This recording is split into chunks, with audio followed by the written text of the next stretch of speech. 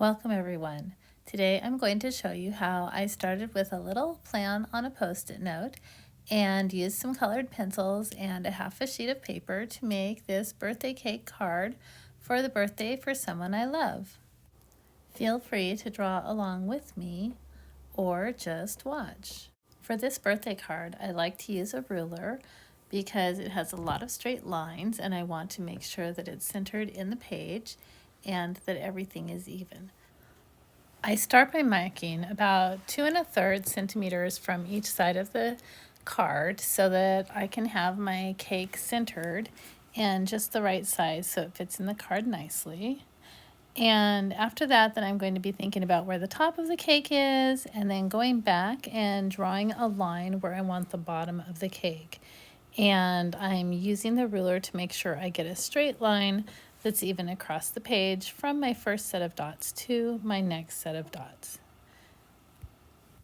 I use the ruler to measure up 3 centimeters for the side of the cake, and while I'm doing that, I mark the middle at 1.5 centimeters so that I'll know where to put the frosting. On the other side, I'll do the same thing, measuring 3 centimeters so my cake is even, and then marking 1.5 centimeters for that middle frosting line. Next, I'm going to draw the edge of the cake at the front, so I'm pulling down in a curved motion and just sort of sketching that line, and I'm going to go up to the top after checking to see that it's even, and also make that curved line going the other direction for the back of the cake. And that's going to give me a place where I'm going to put my flowers on the top of the cake. I'm also connecting my 2 lines where I marked for the frosting so that I can make that pink frosting layer in the middle. Next, I'm going to draw in the basic shape of the structure of the dish. And this is a pedestal with a plate, so I'm making these little side curves to show the edge of the plate and the fact that it goes around the cake.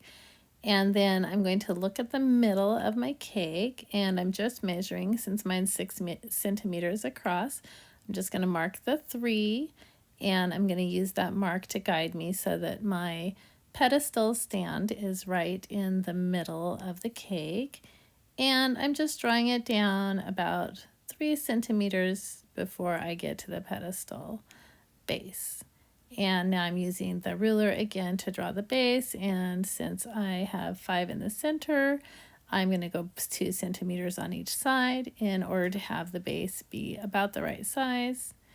And I'm ready to start adding my flowers. For me, I just sketched little flowers about the right space to make sure that I had room for all the flowers and I knew where I was going to place them.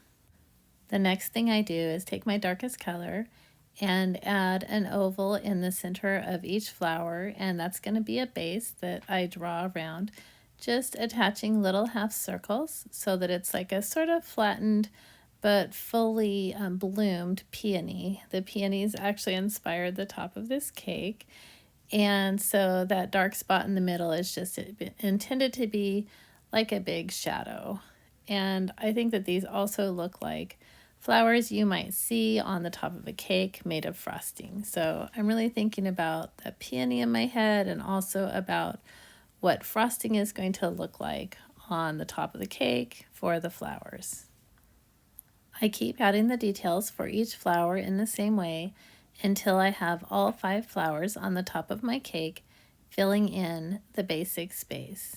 And every time I'm just making that dark circle in the middle, or that dark oval in the middle, and then adding petals all around. I'm not too worried about them looking perfect, and I also am thinking that if they touch, I'll just have them overlap and they don't have to touch because I can always fill in with extra petals. So this one over here on the left, I am tucking the petals like they're tucked under. I'm stopping right at the edge of the other flower. And then I just fill in wherever I think it needs a little bit more of something, and I thought, ooh, one more flower here would be good. So I made the dark spot, but then for the rest of it, I just added little petals here and there to smooth it out and make it so that it really looked like it was the right shape. After completing the structure of each of the flowers using this dark color, which will give it some definition, I chose a medium color to do a little shading, and I thought about where the lowest spot at every petal is, so the closest part of the petal towards the middle, and I just shaded that in with this medium pink color. And I did the same thing for each of these flowers until they were all done. Coloring in the flowers this way and making a little bit of darkness on the inside of each of these petals really made a difference in being able to see how each petal is an individual piece, so it adds to the final look of the cake. And besides just defining each petal, it also adds a little depth to the flowers so that they look a little bit more three-dimensional with the shading in all of the places that the light would not really hit. After I'm done with the medium pink, I use the lightest of my three pinks to color in each of the petals.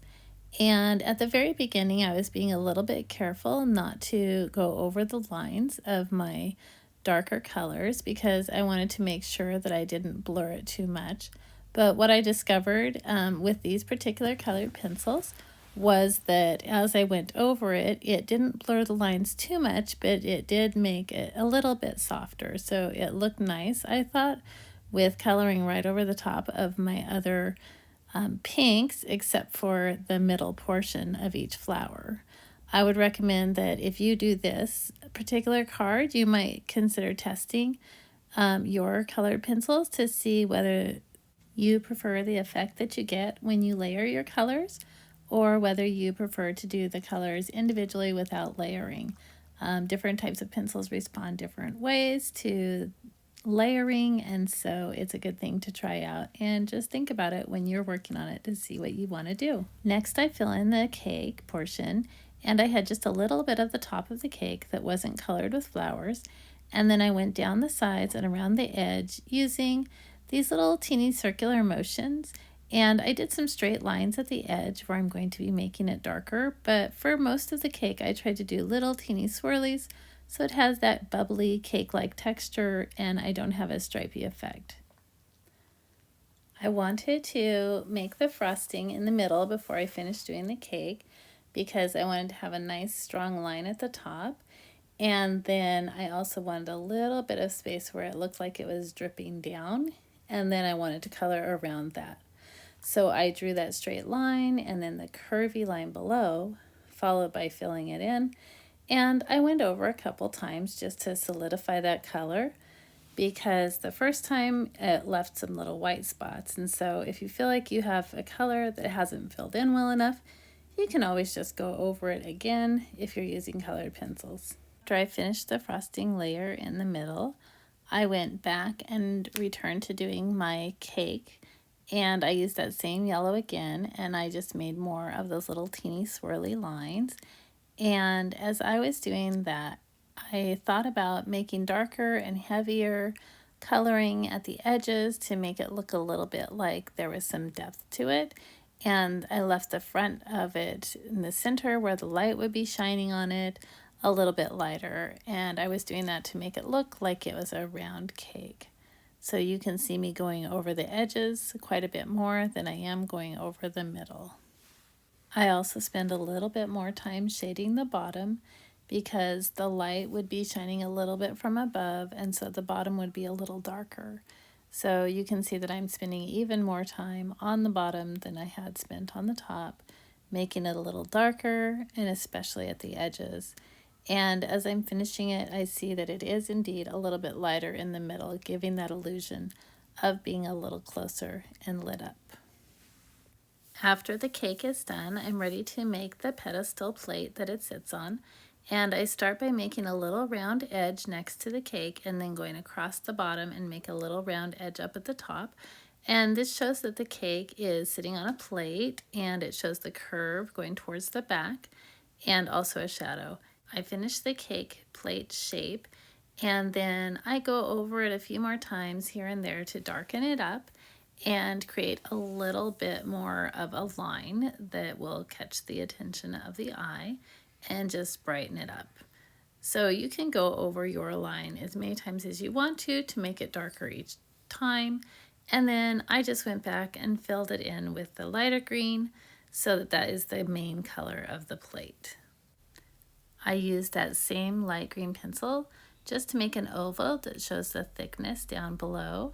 And it didn't look quite straight to me, so I just checked it with the ruler and it's pretty straight. So I went back and just made sure that I was making it even on both sides.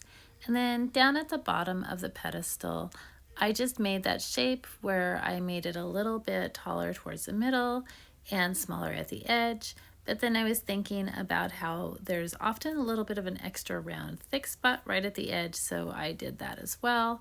And then I went back up and I colored in the piece in the middle that is holding up the entire plate. And after I had that shape filled in, then I went back and I did some more darkening up and brightening of that color for the cake plate before going back down to the pedestal stand and adding a little bit of shadow and shading with my green pencil, which will make it look like it has a little bit more depth and shape to it, and also make it so it's easier to see. And I just continued going over the edge of the shape of the pedestal wherever I felt it needed a little bit more depth or a little bit more width. I just added it with the same darker green pencil, and so that made it a lot more bold. And of course I wanted a little bit of shading on the bottom to show the delineation between the plate and the background, as well as showing a little bit of shadow because it should be darker at the bottom than elsewhere. After that shading, I did do a little bit more brightening and filling in and smoothing with that lighter green, which I was going over the edges of the dark green with, as well as just going over the light green. Again, it made it so it's a little bit softer of a transition and a little smoother. And I just kept switching back and forth between my two greens until I got the color that I really liked, layering it on top of one another anytime that I thought it needed a little something more. And the final pencil that I used was my white pencil to make a little bit of a shine, like there's extra light right at the middle, anywhere that I thought that the light would hit it. And it kind of brought that cake look together nicely. After I finish my picture, I need to make sure that I sign the card, and that way it is ready to give to the birthday girl.